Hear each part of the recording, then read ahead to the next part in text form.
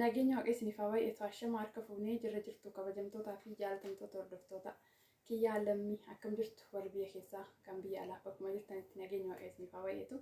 Ani obboleettiin keessan nagaa koodhaa nagaa nana bira jiru akka dachaa sin bira jiru abdiin qaba bakkuma jirtanitti nagaa ta'a.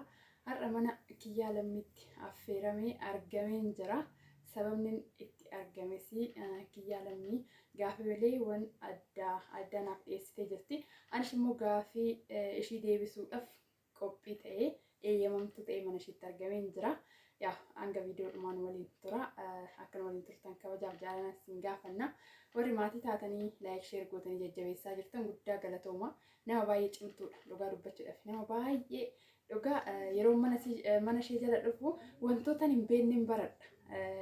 Wantoota dagadhee yaadadha jechuudha dhugaa dubbachuudhaaf baay'ee cimtuudha jabduu intalaati sabboontu oromooti sa'aatii ammaa kanatti jechuun dhugaa mana jala galtanii arguu hin dandeessu wantoota nu daganne wantoota nu hin beekne nu barsiisaa jirti waan ta'eef wantoota dhaloota dhufuuf fakkeenya ta'an cimtee hojjechaa jirti jajjabeessuu qabna hundi keenya jechuudha jajjabeessinee nama akkanaa kana bira dhaabbachuu qabna warri bira dhaabbachaa jirtan immoo galatooma warri maatii ishiidhaaf hin taane maatii ta'aafiti viidiyoo ishee haga dhumaa daawwachuudhaan viidiyoon ishee haga dhumaa akka daawwatan nama jalqabarraa kaasee akka haga dhumaa daawwatan nama hawwisiisa dhugaa dubbachuudhaaf ani yeroo mana ishee galee jechuudha.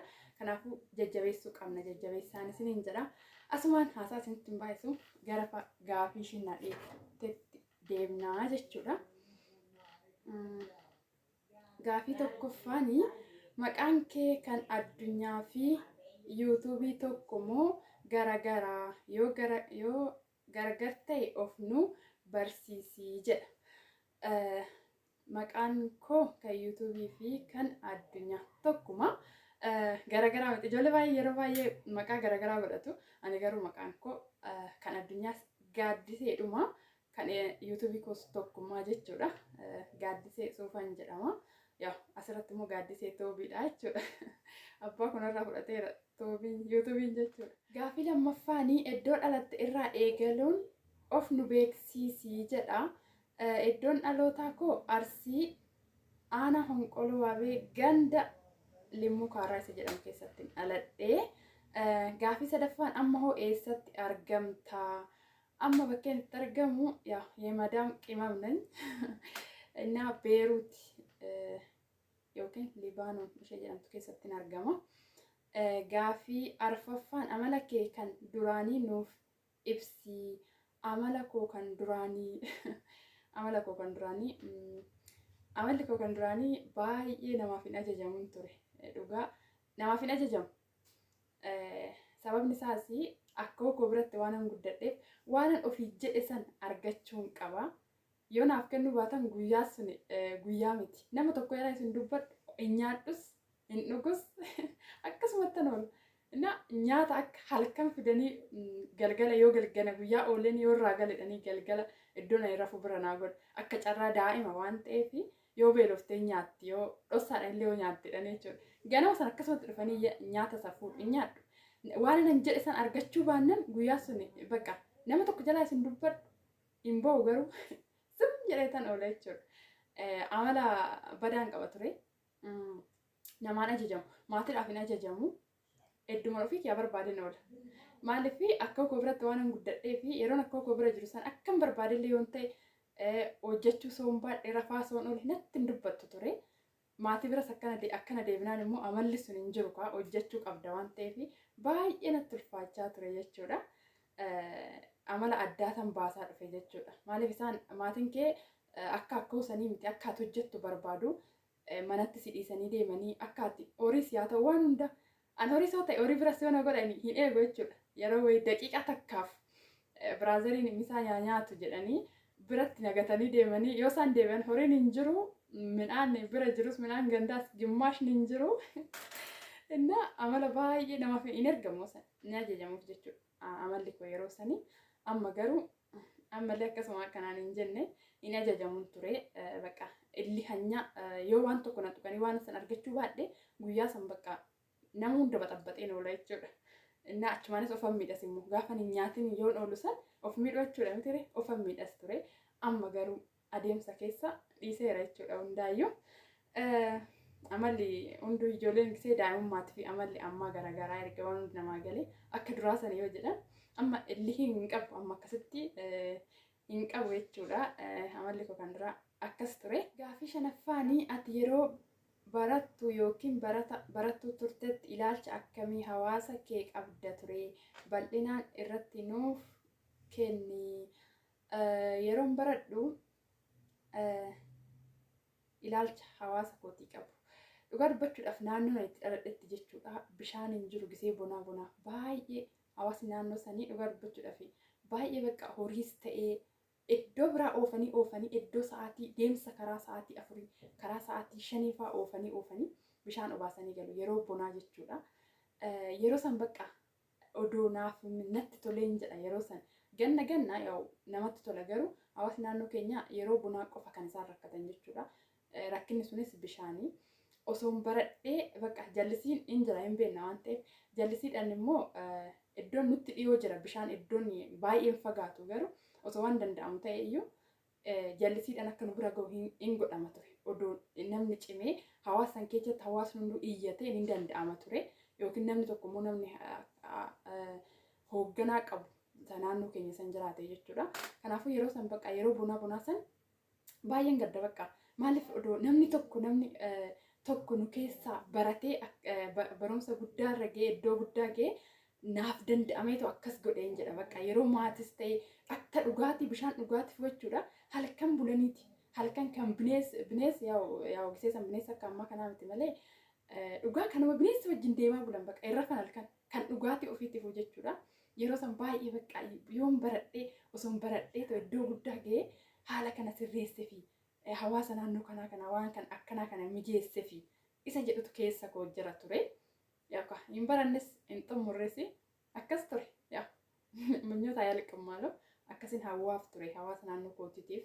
Hawaasa naannoo kootii isa qofaadha malee gara kan bakka buna baay'ee bakka baay'ee dhiphatu dhugaa kan iddoo sanii gara biraatti deemanis hin jiru yeroo bonaa san jechuudha. Bishaan dhugaatiidhaafis ta'e baay'ee dhiphachaa turanii jechuudha. Kanaan hawaaf ture.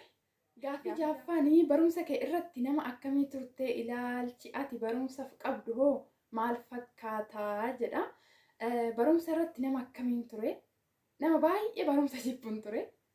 Baay'ee cimtuun ture garuu. Cimtuudha garuu lama erga tokko namaaf hin kennu tokko qofaa yaa addunyaan 9 gisee hunda guutuu 10 guutee siif hin kennu waan hundaanuu jechuudha. Yaa ani immoo barumsatti baay'ee cimtuun ture garuu hin jaaladhu barumsa. Min faayidaalee min xiqqamaalee. Dhugaa har'a garuu baay'ee natti dhaga'ama baay'ee jechuudha.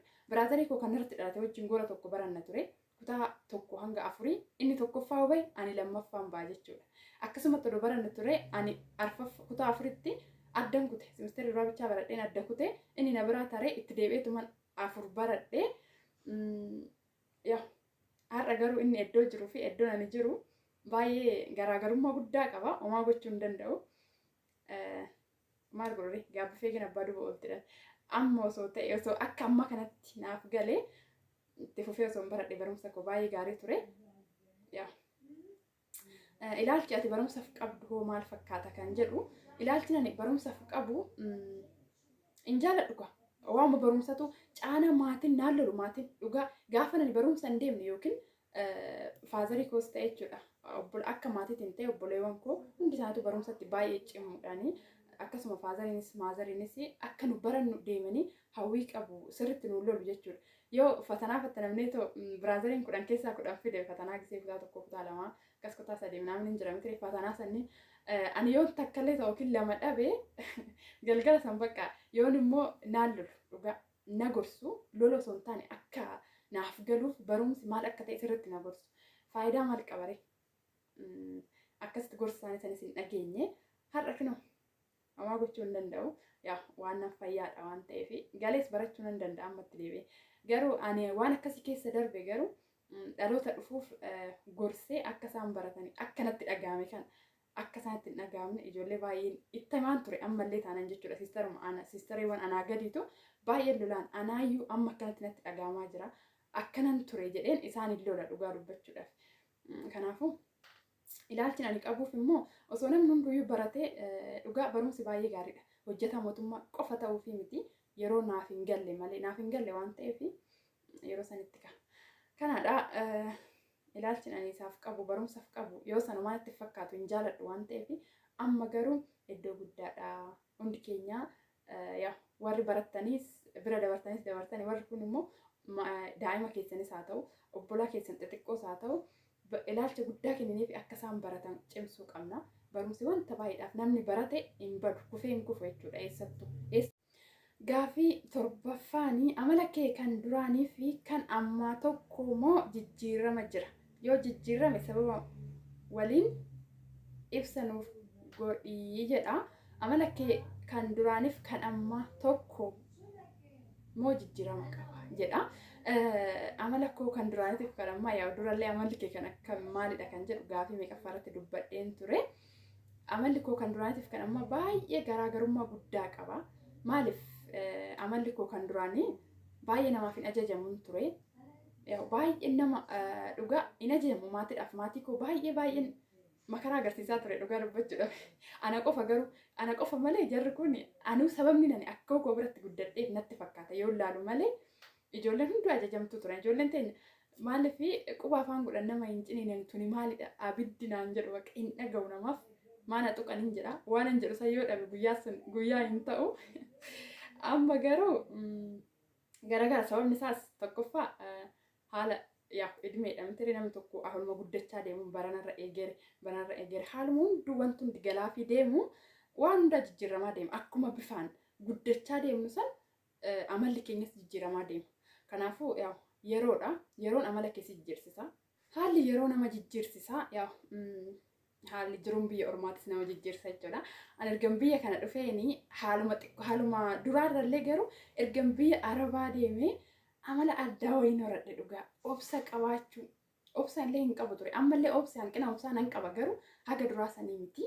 Bakka amala namaallee adda baafadhee nama kamtu gaarii namaaf yaada amali nama adda namaaf hin bahu garuu asii achi wallaahi namni keessa isaatti gaarii naaf yaadamoo gaarii naaf hin yaadu kan jedhu keessuma kootu beeka jechuudha.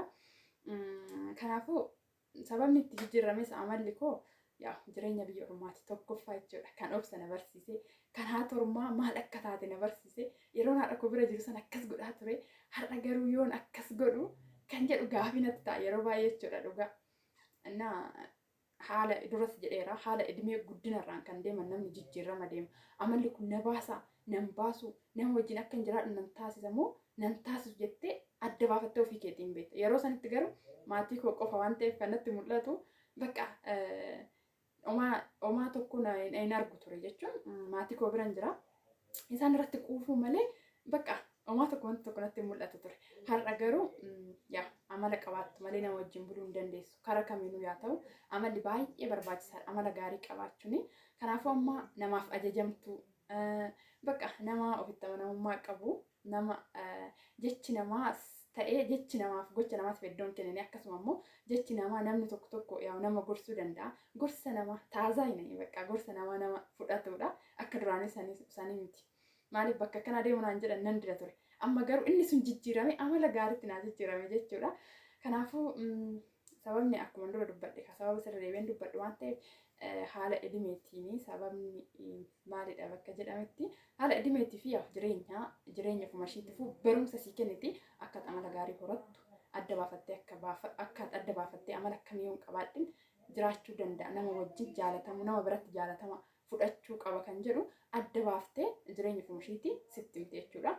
Sababni kanuma gaafii 8ffaanii maatii kee hundi meeqaa jedha. Maatiin koo hundi 8 waaqayyo kan galatoome haa ta'u shamara 5 fi dhiira 4 jechuudha. Gaafii 9ffaan hundumti keessanuu isinii jiru jedha. Siistariin shamarri takka nu wajjin hin jirtu jechuudha. Ani garuu akka kootti jechuudha. Isheen garuu nu keessaa deemteerti. Ani immoo akka waan nu wajjin jirtu tan yeroo baay'ee ijoollee obbolaan koo yoo himan 7 jedhu. Ani garuu 8 maaliif nu wajjin jirti waan ta'eef onnee keenya keessa jirti waan ta'eef kanaadha. Hundumti isaanii hin jiranii 7 ani garuu 8 jedha.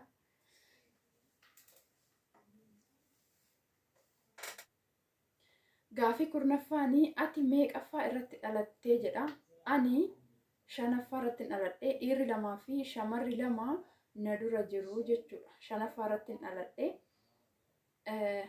Gaafii 11ffaanii ati gaa'ela godhattee jirtaa jedha. Gaa'ela hin godhanne. Gaafii 12ffaa fi gaafii inni dhumaa yoo gaa'ela godhattee jiraatte ijoollee meeqa qabdaa jedha. Gaafuma wal qabateeti waan ta'eef hin godhanne waan ta'eef ijoollees hin qabu. Hanga viidiyoodhuma waan nu waliin turtaniif galatooma. Kiyyaatis gaafii baay'ee babbareedaadha. Mana keetti naaf feeruu keetiif guddaa galatoomi. Akkuma dura dubbadhee hundi keessanuu kiyyaa jajjabeessaa dhugaa dubbachuudhaaf. Isheen baay'ee biizidha yeroo baay'ee isheen mana kun dhufnee yeroo baay'ee nuti kan jennu isheen mana kun dhufnee isheen koomentii naan barreessine sheerii atta sheeriidha. Yoo isheen sheerii naa goote sheerii namaaf godha ijoolleen jennu baay'eetu jira. Kanaafuu abalu naa hirmaatee osoo hin taane hundi keenya walaa jajjabeessinu nama tokko kan itti toluu baachuu danda'a. Iddootti tole nama hunda bira kan deeme viidiyoo namaa daawwannudha jechuudha. Amma maaliif waa'ee yuutuubii faayidaa yuutuubii jechuun faayidaa viyuu fi laayikii sheerii warri baranne nama hunda aanamma giseen taa'ee jiru jechuudha. Dhugaa nama natti dhufe hundaafu nama arge hundaafan daawwachaaf jechuudha sheerii godhaa deema jechuudha. Kanaafuu akkasitti walaa jajjabeessinu hundi keenya iyyuu nagaadhaan tura. Bara haarawaa bara dhufu kun bara gaarii bara jaalalaa bara tokkummaa nuuf haa ta'uu.